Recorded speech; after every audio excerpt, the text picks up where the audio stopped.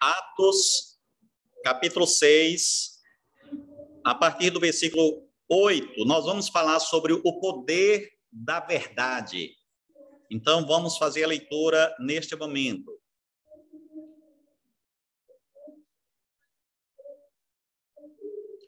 Estevão, cheio de graça e poder, fazia prodígios e grandes sinais entre o povo. Levantaram-se, porém, alguns dos que eram da sinagoga, chamada dos libertinos, dos sirineus, dos alexandrinos e da Cilícia e Ásia, e discutiam com Estevão, e não podiam resistir à sabedoria e ao espírito pelo qual ele falava. Então subornaram homens que dissessem: temos ouvido este homem proferir blasfêmias contra Moisés e contra Deus. Sublevaram o povo, os anciãos e os escribas, e investindo o arrebataram, levando-o ao sinédrio.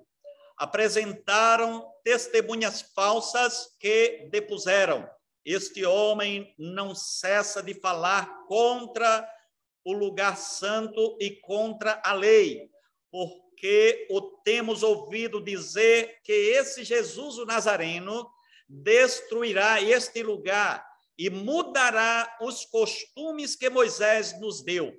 Todos os que estavam assentados no sinédrio, fitando os olhos em Estevão, viram o seu rosto como se fosse rosto de homem. Oremos. Senhor, fala conosco neste momento, no nome de Jesus, o nosso Salvador. Amém. Podeis assentar, meus queridos irmãos. O poder da verdade é o título para nossa meditação, e eu gostaria de falar nesta noite, de provar por A mais B que a verdade sempre prevalecerá. Independente das armas dos inimigos, das maneiras e também do fim daqueles que são vítima da mentira. Eventualmente, um ou outro pode morrer, mas a morte daquele que anda na verdade não significa o final ou derrota. Por exemplo, quando um crente morre, aparentemente é uma derrota, mas não é mesmo, é uma vitória. E aqueles que matam crentes, aqueles que fazem isso, eles fazem através das suas armas, que é a mentira, a violência e outras armas malignas que eles se utilizam para tentar desbancar a verdade, mas a verdade sempre prevalecerá, porque se 1, 2, 3 ou 10 da verdade morrerem, a verdade jamais morrerá, a verdade continuará. Antes de falar um pouco sobre Estevão, que de fato andava na verdade e que foi morto, eu gostaria de começar isso introduzindo, lembrando um pouco da Reforma Protestante. Martinho Lutero disse o seguinte: a paz, se possível, mas a verdade a qualquer preço. Portanto, a verdade é quem prevalece. Independentemente do que possa acontecer, a verdade vai prevalecer. A paz nós queremos, mas jamais negociaremos a verdade. Vamos lutar com unhas e dentes pela verdade, e a verdade prevalecerá. Vocês sabem que a verdade, seja na religião, seja na política, ela sempre vai prevalecer. E a mentira tem as suas armas, mas nunca vai prevalecer contra a verdade. Esse reformador, ele levantou 5 bandeiras, como vocês sabem muito bem. A bandeira a favor da verdade, as bandeiras a favor da verdade e contra o imperialismo da igreja vigente da época. A igreja herética, arrogante, perniciosa, imperialista. Martinho Lutero e os seus seguidores, né, e os reformadores, e aqueles que vieram após a reforma, após o período da reforma, eles levantaram basicamente, essencialmente, estas 5 bandeiras para dizer que a verdade é quem vai vencer sempre, é quem prevalece sempre. Por exemplo, sola fide, que é somente pela fé. É a questão da justificação pela fé. A igreja dizia que a salvação não era somente pela fé, era também pelas obras. Ainda que tivesse fé, necessitava-se das obras para ser salvo. Então, ele misturou, ele colocou do lado da fé, colocou as obras. Mas estes homens se levantam e dizem: porque pela graça sois salvos mediante a fé, isso não vem de vós, é dom de Deus, não de obras, para que ninguém se glorie, citando Efésios 2, 8 e 9. Portanto, é pela fé somente, e não pelas obras que alguém é salvo. Sola Scriptura, a sola Scriptura, ou somente as Escrituras, fala da autoridade das Escrituras. É que a igreja da época dizia que a autoridade máxima vinha do seu líder, aquele que foi colocado por eles, mas não por Deus, e que a autoridade máxima é ele. E esses homens, esses reformadores, se levantam e dizem: não, quem foi que disse? A autoridade máxima na igreja é a palavra, as Escrituras. Quem manda aqui as Escrituras. Se algum líder estiver na verdade, estiver na palavra, ele tem autoridade. Mas, se ele estiver fora, a palavra tem autoridade. É quem comanda, é quem governa a igreja. Solos Cristos, ou somente Jesus, somente Cristo, é a mediação de Cristo. Enquanto que a igreja da época dizia que existiam muitos mediadores, existiam muitos que poderiam nos mediar entre nós e Deus, eles diziam: somente Jesus é o nosso mediador entre nós e Deus. E aí cita, por exemplo, 1 Timóteo 2,5, porquanto há um só Deus e um só mediador entre Deus e os homens, Cristo Jesus, homem.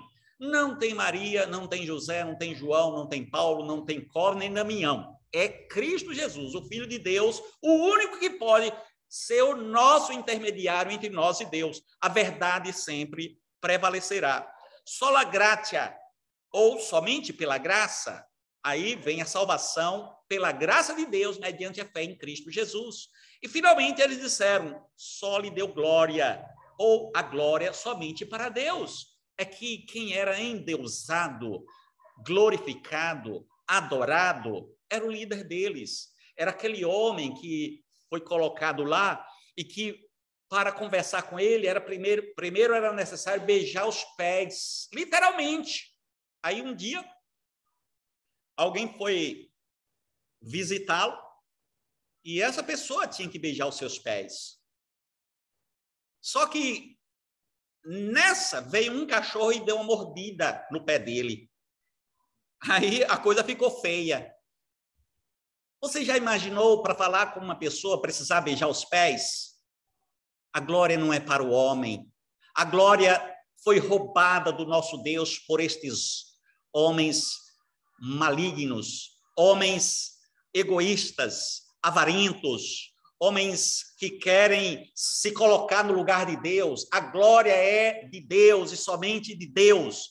É o Senhor Jesus Cristo, o único que deve ser honrado, exaltado, glorificado. Portanto, há o poder da verdade. Estevão, entrando já no texto, e os seus inimigos. Nós vemos aí a história deste homem de Deus enfrentando os seus inimigos que tentam destruí-lo, tentam desbancar a verdade. E como eu falei, Estevão foi morto, mas a verdade prevaleceu. O que é que nós então podemos aprender aí? Em primeiro lugar, o poder da verdade está sobre aqueles que andam com Deus. Deus dispensa então a sua graça sobre Estevão. Vamos para o texto? Estevão, versículo 8, cheio de graça. É a mesma coisa de dizer cheio do Espírito. Portanto, Estevão foi, inclusive, um dos sete diáconos. Lembra que nós estudamos aqui a semana passada que a igreja teve que escolher 7 homens, 7 diáconos, para auxiliar na distribuição, para servirem as mesas, porque o crescimento da igreja estava muito grande, o crescimento tinha sido vertiginoso e precisava-se de mais ajudantes, mais auxiliares, e os apóstolos disseram: nós não podemos fazer isso. Nós não podemos abandonar a palavra, nem a oração e servir as mesas. É bem verdade que esse trabalho é importante, mas mais importante que isso é a palavra, é pregar o evangelho, é orar, e nós faremos isso enquanto nós vamos escolher 7 homens. Só que tem um critério. Esses homens têm que ser cheios do Espírito Santo, têm que ser cheios de sabedoria, de poder, tem que ser pessoas que o nome não seja mal falado, e assim o fizeram. E um desses 7 era justamente Estevão. E a Bíblia diz que Estevão era cheio de graça, cheio da graça de Deus e do poder de Deus, cheio da unção de Deus. Então ele não servia só as mesas, ele também pregava, ele parecia um apóstolo, tanto é que ele também fazia sinais e maravilhas. O próprio Estevão, vamos nos lembrar, por exemplo, de um fato do apóstolo Paulo mais tarde, que quando ele se converte, ele vai pregar o evangelho em uma certa cidade. E chegando lá, tinha um falso profeta chamado Bar Jesus. E esse falso profeta estava atrapalhando na pregação do evangelho.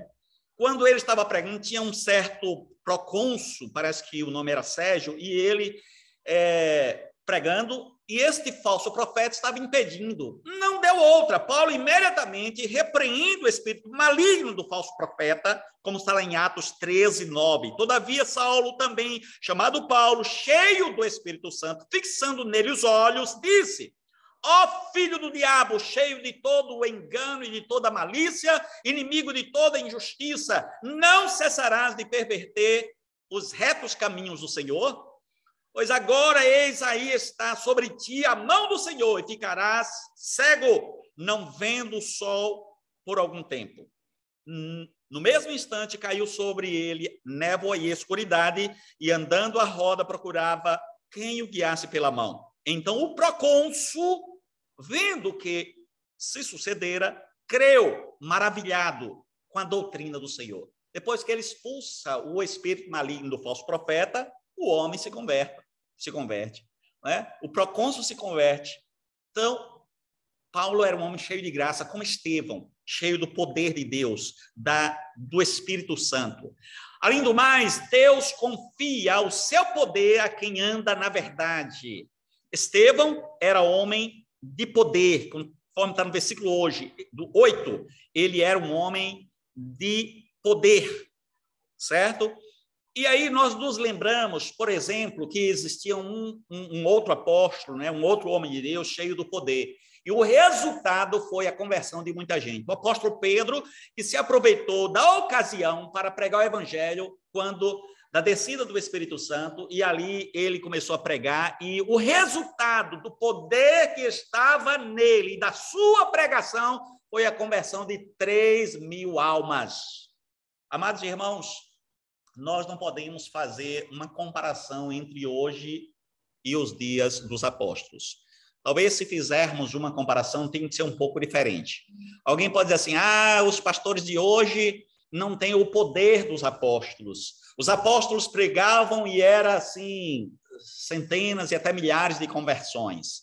Só que nós temos que perceber, que entender que a igreja naquela época estava iniciando e o Espírito Santo tinha acabado de descer sobre a igreja e aqueles apóstolos foram escolhidos especialmente para pregar o evangelho, para também fazer sinais e maravilhas, visto que as escrituras estavam sendo registradas, certo? E hoje, embora um pastor não converta centenas e milhares de pessoas, mas nós sabemos que a igreja do Senhor, ela está por toda parte, no universo inteiro. Então, em números absolutos, a igreja de hoje converte mais gente do que nos dias dos apóstolos. A gente não vai fazer essa conta proporcional, mas fazer essa conta em números absolutos. Quantas milhares de pessoas não se convertem na igreja do Senhor hoje? Eu me refiro à igreja verdadeira. Milhares de pessoas estão sendo convertidas pelo poder do evangelho. Essa igreja pode converter 1, 2, 3, 5 pessoas no ano, mas você vai somar as muitas igrejas, tendo 5, 10 pessoas cada uma, aí você vai somar e vai dar centenas e milhares de pessoas. E aí o poder de Deus está sobre a igreja, sobre os servos do Senhor, sobre aqueles que pregam a palavra, sobre aqueles que pregam o evangelho do Senhor. Deus usa poderosamente aos que andam na verdade. Veja lá no versículo 8 ainda, Estevão fazia prodígios e grandes sinais entre o povo. Então, ele era uma espécie, inclusive, de apóstolo, embora ele tenha sido escolhido para ser um diácono, mas ele tinha o mesmo poder, os mesmos poderes dos apóstolos. O objetivo da escolha, da eleição dos diáconos era justamente servir as mesas, mas eles tinham que ser crentes. Não podia ser qualquer um, tinha que ser gente crente, comprometido com a palavra, com a oração, com as coisas de Deus. Então, você que é um auxiliar, você que é um obreiro, se consagre, busque o enchimento do Espírito Santo, leia a palavra, viva uma vida de consagração, não chegue apenas aqui na frente e pregue uma mensagem sem uma preparação antes, sem uma vida de oração. Não vá lá para frente tocar, somente tocar porque quer tocar, ou porque quer cantar, ou porque quer aparecer. Não. Tenha uma vida consagrada, cheia do Espírito Santo. Busque o Senhor diariamente na sua casa, no seu quarto, no seu trabalho, onde Deus te colocar, para que você, cheio do poder do Espírito Santo, Deus te use poderosamente aqui no louvor, na obra dele, aonde ele te colocar. Deus faz participante também da sua glória a quem anda na verdade. Veja agora, dê um salto para o versículo 15. Diz assim: todos os que estavam assentados no sinédrio, fitando os olhos em Estevão, viram o seu rosto como se fosse rosto de anjo. Por que o rosto de Estevão estava brilhando como se fosse o rosto de um anjo? Porque o nosso Deus, ele dispensa, ele nos faz participantes da sua glória, porque a glória que está em Deus passa também um pouco para nós. Por exemplo, Moisés, quando estava lá no monte, ele estava falando com Deus. Sabe o que aconteceu quando ele desceu? O seu rosto estava resplandecia, de tal maneira que as pessoas ficaram com medo, ficaram apavoradas, e Moisés teve que colocar um véu. Então, Deus nos faz participantes da sua glória. Lembra, por exemplo, quando Jesus também subiu no monte da transfiguração, e os discípulos viram que a roupa que Jesus transfigurava, que existia um esplendor, uma luz maravilhosa sobre Jesus. Amados irmãos, ainda que isso não aconteça sobre nós de maneira literal, no sentido de que o nosso rosto agora vai brilhar, como esta luz está brilhando aí, mas existe o brilho de Cristo na vida do crente. Existe o brilho de Cristo na sua vida, no seu coração, na sua história de vida, a ponto de as pessoas perceberem isso. Quando olharam para Estevão, parecia um anjo de Deus. Quando olharam para Moisés, o rosto de Moisés estava brilhando. Quando olharam para Jesus, Jesus estava resplandecendo. Então a glória de Deus resplandece sobre aquele ou aqueles que andam na verdade. Agora vamos passar para o segundo e último ponto do nosso estudo, que é o poder da verdade prevalece contra os inimigos. Os inimigos se levantam. Esta é a grande verdade. Se você estiver do lado da verdade, e eu espero que você esteja sempre do lado da verdade. Toda e qualquer verdade é verdade de Deus. Você está do lado da verdade? Se você estiver do lado da verdade, pode ter certeza que os inimigos vão se levantar. Versículo 9 diz assim: levantaram-se, porém, alguns dos que eram da sinagoga chamada dos libertos, dos sirineus, dos alexandrinos e dos da Cilícia e Ásia, e discutiam com Estevão. Então, estes inimigos se levantam, mas eu afirmo, se levantam para cair.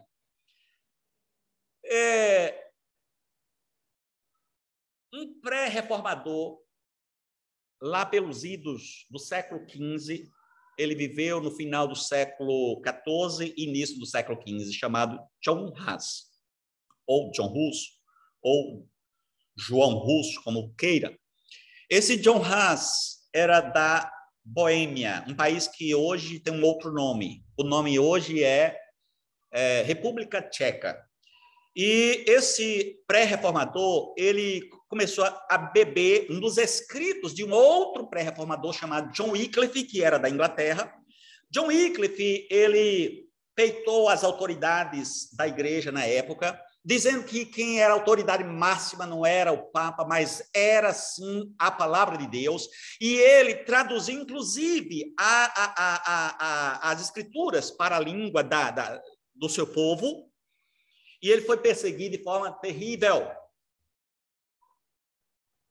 E os inimigos foram tão malignos, não conseguiram matá-lo, não conseguiram queimá-lo na fogueira, mas depois, cerca de 40 anos depois, eles exumaram o corpo de Wycliffe e queimaram os ossos para dizer que deveriam ter feito isso quando ele estava vivo.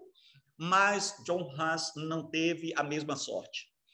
Este pré-reformador que lia os escritos de Wycliffe, ele levou a reforma para a sua nação, o seu país.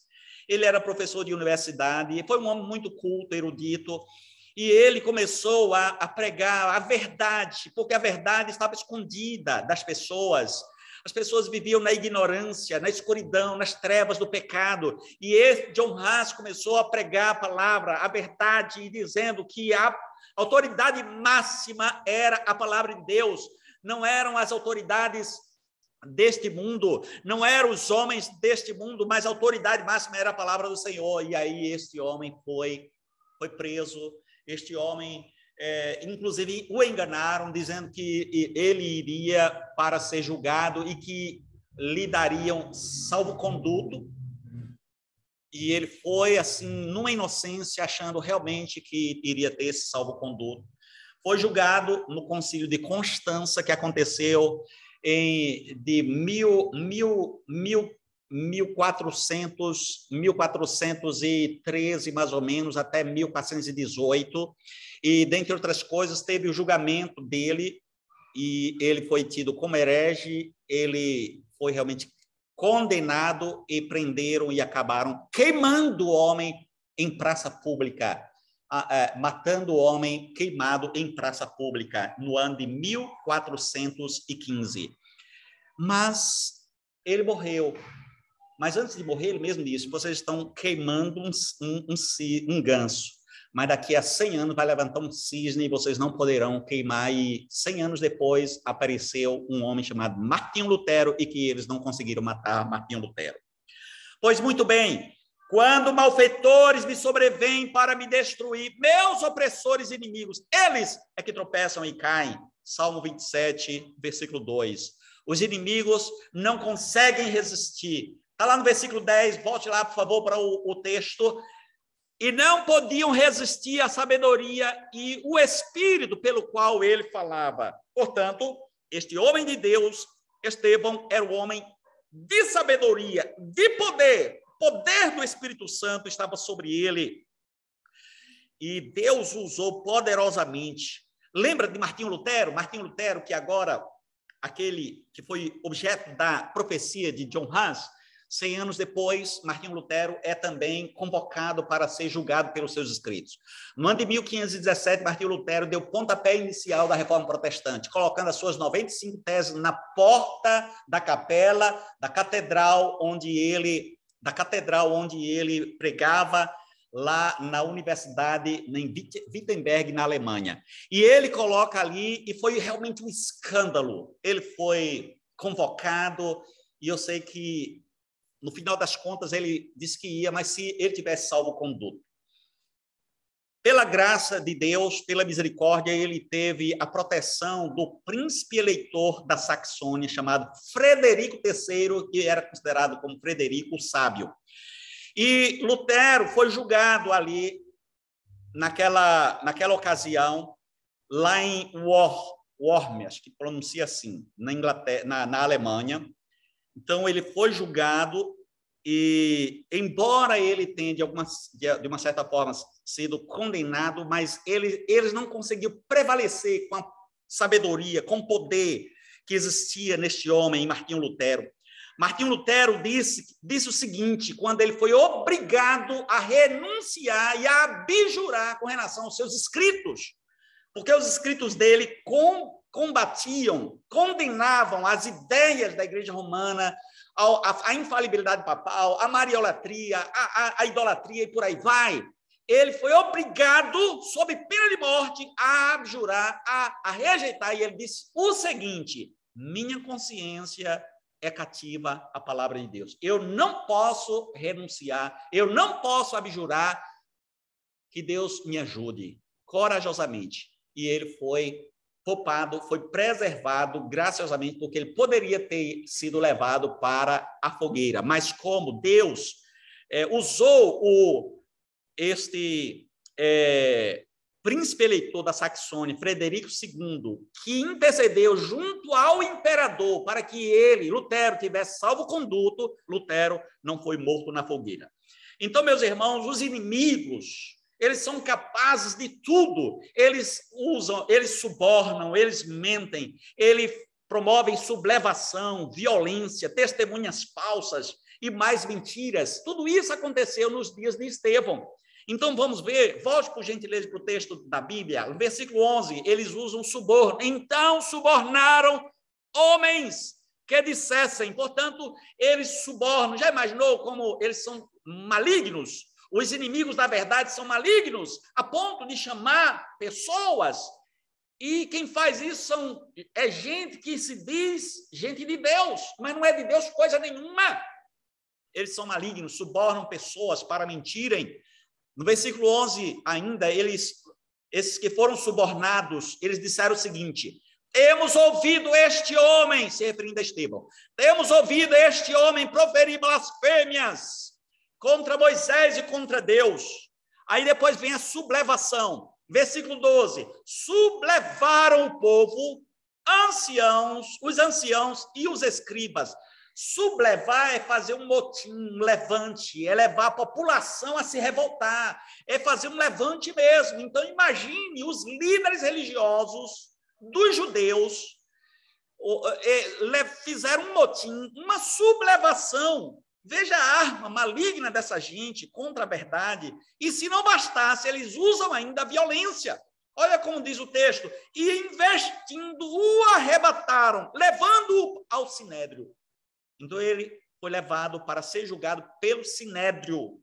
Além do mais, eles levantam, arrumam testemunhas falsas. Versículo 13. Apresentaram testemunhas falsas que depuseram.